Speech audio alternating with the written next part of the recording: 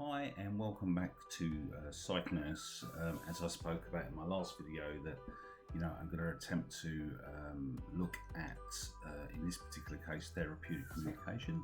I think a lot of people have kind of asked me, it's okay to talk about therapeutic communication. What is it? So I have quite a few different means of therapeutic communication that we need to discuss.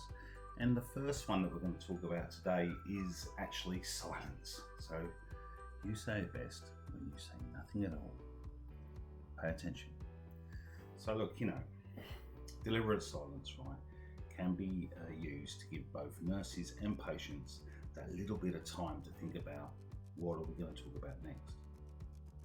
You got to that awkward stage, and sometimes it is difficult to talk to patients about things. Sometimes it's quite difficult subjects to encroach or they don't want to touch on, or there might be some hard feeling along the way, or maybe it's embarrassment or whatever. So, what it does is it allows for that.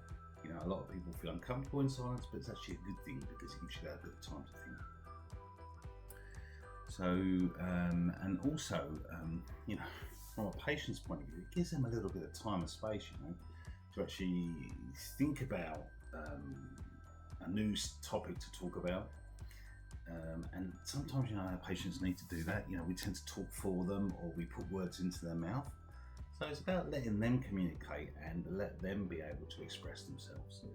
So, number one rule is nurses should always let patients break that silence. That's the rule of silence for any nurses.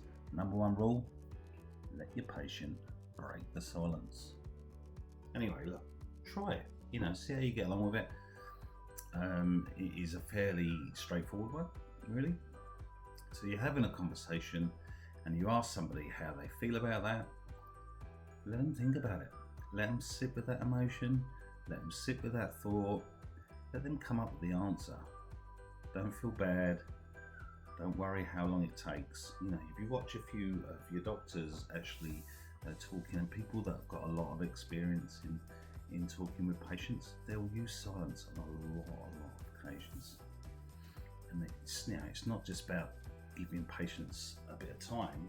You're kind of pushing them into kind of thinking for themselves a little bit and coming up with some answers themselves.